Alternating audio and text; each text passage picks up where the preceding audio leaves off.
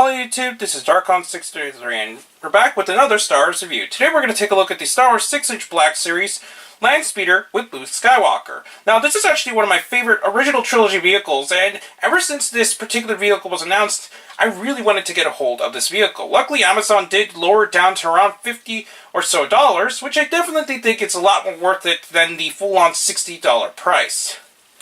Anyways, before anything else, we're going to take a look at the box. The box is really big since it is supposed to house a large 6-inch scale vehicle. It does say Star Wars the Black Series there. Has an open window to show Luke Skywalker there. And pretty much shows that it does come with the stand and pretty much the main feature there. On the back, it does look really nice. It does have a lot of the features. Shows Luke with his poncho or without it. And it does have a little bio there as normal. It actually is number 2 of the releases, since Rey's Jakku Speeder is actually the first one of these large 6-inch Black Series vehicles for The Last Jedi. Now we're going to take a look at the vehicle. Inside, we do have the 6-inch Luke, which is a different mold from the one released in the standard 6-inch Black Series scale, and also the 40th anniversary scale. So now, here is the Luke. In the overall look of the Luke, it's pretty close to what we gotten before. It does seem like his jacket is a little bit more dirty than the previous release, but the main difference is the head sculpt, which is definitely a lot better in my opinion. While it's not a perfect likeness to Mark Hamill still, I still think it looks a lot better than what we got previously, since it's a lot more detailed than just the overall look. I think it looks pretty decent for a $20 scale figure.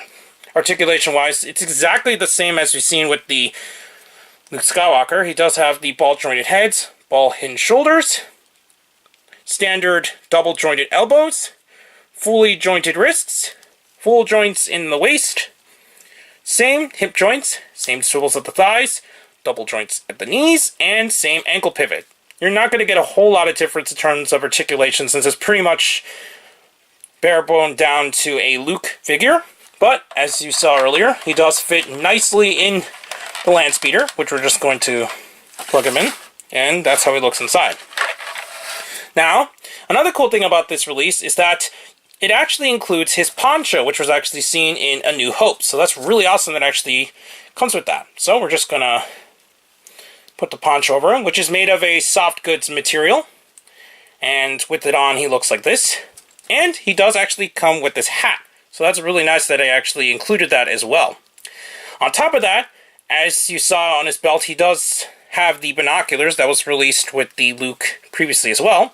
But he also includes the rifle from A New Hope as well. Although I haven't been able to really get him to hold it properly. It's just something that was always weird to me about this particular rifle, even with the 3 3/4-inch figure and just in the film in general, since it is a very long rifle and it just looks really weird in my opinion. I never really cared for this particular weapon. So we're just going to plug it back onto the side of the Landspeeder again. And obviously he does include his signature lightsaber, which is pretty much exactly the same with every other previous release we got into this point.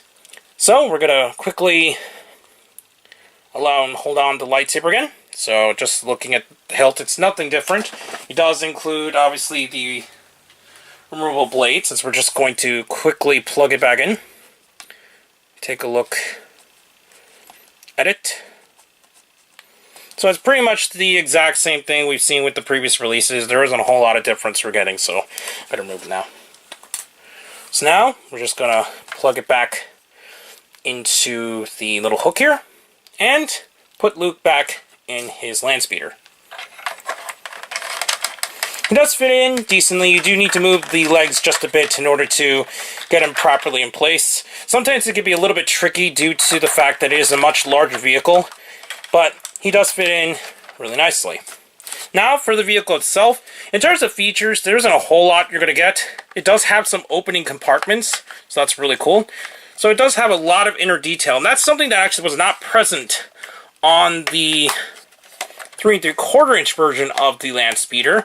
So it's nice, it does have all these details. It does come with a little area where you can store weapons or little things. We're just going to plug the hat in there.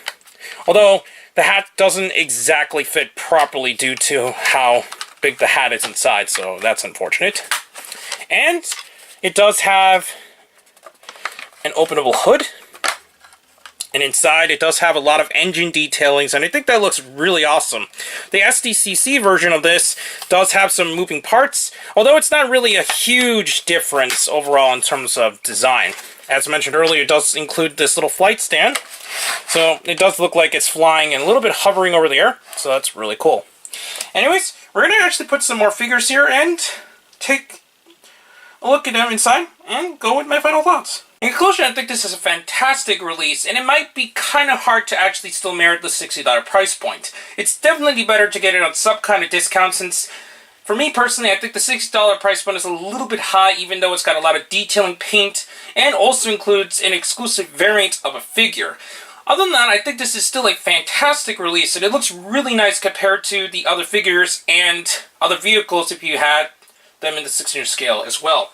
As a bonus comparison, here is the 6-inch version of the Landspeeder next to the 3 3/4-inch Vintage Collection one, which I got. That was a Target exclusive, and it's definitely a pretty good likeness of this vehicle. One thing to note is that the colors are a little bit different between the two releases, and I think that the 6-inch one actually did better in terms of accurate paint. It's a lot more toned down compared to the brighter color that we see with the 3 3/4-inch version.